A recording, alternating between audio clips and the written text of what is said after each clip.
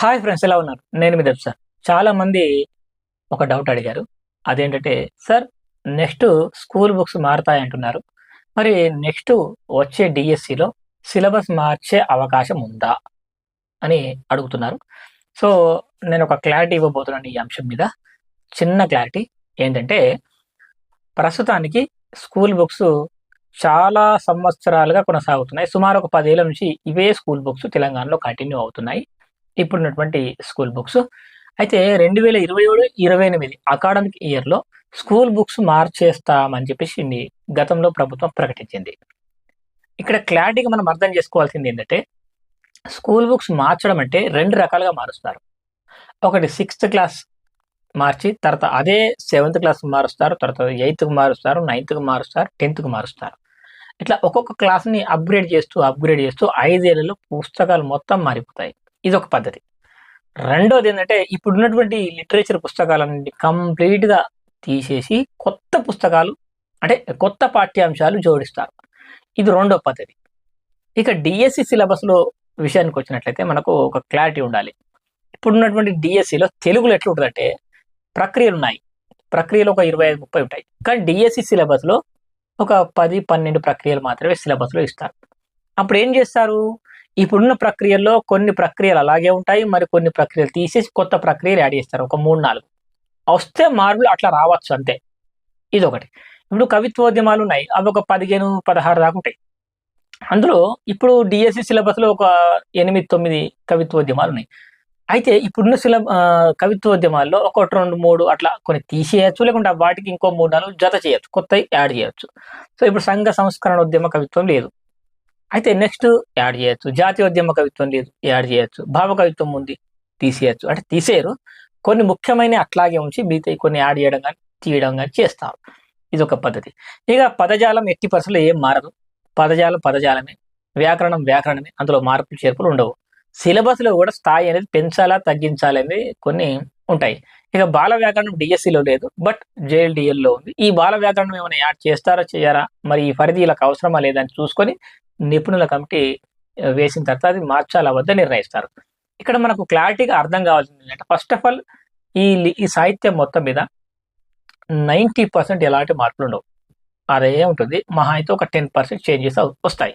నువ్వు ఎన్ని సార్లు మార్చినా, ఎన్ని రకాలుగా మార్చినా గంతే. ఒక 10, 20% మాత్రమే మార్పులు చేర్పులుంటాయి. కానీ ఒక స్కూల్ బుక్స్ మాత్రమే మారతాయి. మరి స్కూల్ బుక్స్ కొత్తయి వచ్చినాయనుకో, ఇప్పుడు డీఎస్సీ నోటిఫికేషన్ వచ్చిందనుకో, ఈ 2026 చివరి నాటికి నోటిఫికేషన్ వచ్చిందనుకో, ఇదే సిలబస్ కంటిన్యూ అవుతుంది. 27లో నోటిఫికేషన్ వచ్చినా, ఇదే సిలబస్ కంటిన్యూ అవుతుంది. గతంలో ఏపీలో ఏం చేశారంటే, నోటిఫికేషన్ వచ్చినా సిలబస్ పాతదే పెట్టారు. ఎందుకంటే అప్పటికి అన్ని క్లాసులు మారలే. ఒక్కొక్క క్లాస్ అప్‌డేట్ చేస్తూ వచ్చారు కాబట్టి. తెలంగాణలో ఇప్పుడు 2020 డిసెంబర్ లోపల నోటిఫికేషన్ వస్తే ఈ సిలబస్ ఉంటుంది. ఒకవేళ ఈ నోటిఫికేషన్ ఈ అకాడమిక్ ఇయర్‌లో రాక 27లోనో, 28లోనో నోటిఫికేషన్ వచ్చిందనుకో, ఆ లోపు స్కూల్ సిలబస్ మార్చి, స్కూల్ సిలబస్ మొత్తం మారిపోయి ఒక 1 ఇయర్ అయిందనుకో, ఆ తర్వాత నోటిఫికేషన్ వస్తేనే అప్పుడు కొత్త సిలబస్ ప్రకారం కొత్త పాఠ్య పుస్తకాలు చదువుకోవాల్సి ఉంటుంది. అంతేగాని ఇప్పటికిప్పుడు ఈ ఉన్న పుస్తకాలను మాత్రం మార్చరు. ఒకవేళ పుస్తకాలు మారినా డీఎస్సీ నోటిఫికేషన్ వచ్చిన తర్వాత కూడా ఆ కొత్త పుస్తకాలు వచ్చే అవకాశం తక్కువ. అయితే దీని మీద క్లారిటీ అనేది మరి ప్రభుత్వం డీఎస్సీ నోటిఫికేషన్ ఇచ్చినప్పుడే ఆ క్లారిటీ అనేది వాళ్ళు కూడా ఇవ్వడం జరుగుతుంది. సో, 2027, 26, 28 అకాడమిక్ ఇయర్ ఏదైతే ఉందో అప్పుడు పుస్తకాలు మొత్తం పుస్తకాలు 6థ్ నుంచి 10థ్ వరకు అన్నీ మారినాయనుకో, అప్పుడేం చేస్తారు? అన్నీ మారినాయి కాబట్టి ఆ తర్వాత ఇప్పుడు జూన్‌లో సిలబస్ మారిందనుకుందాం. నవంబర్‌లోనో, డిసెంబర్‌లోనో మనకు గనక పుస్తకాలు గనక నోటిఫికేషన్ వచ్చిందనుకో, 2027 నవంబర్, డిసెంబర్‌లో ఇట్లా వచ్చిందనుకో నోటిఫికేషను, అప్పటికే పుస్తకాలు మారిపోయి 6, 7 నెలలు అవుతుంది కాబట్టి అప్పుడు కొత్త పుస్తకాల ప్రకారం ఇస్తే ఇవ్వచ్చు. కాబట్టి ఇప్పుడు ప్రతి ఒక్క మిత్రుడు ఇప్పుడున్న పాఠ్య పుస్తకాలు పాతయి చదువుకోవాలి.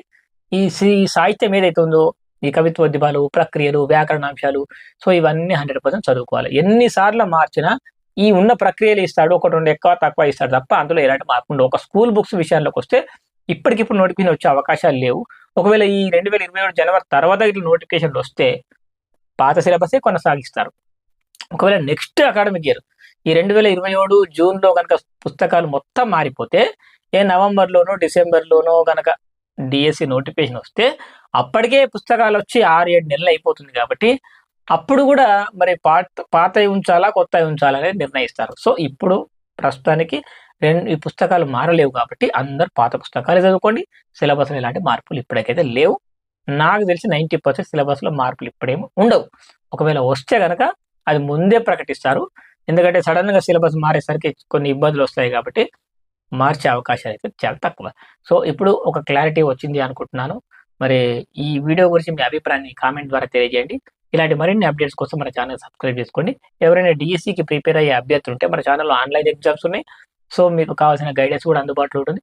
కావాల్సిన వారు మన వాట్సాప్ గ్రూప్‌లో జాయిన్ అవ్వండి. సో, మీ అభిప్రాయాన్ని కామెంట్ ద్వారా తెలియజేయండి. Thank you friends. Thanks for watching. Bye.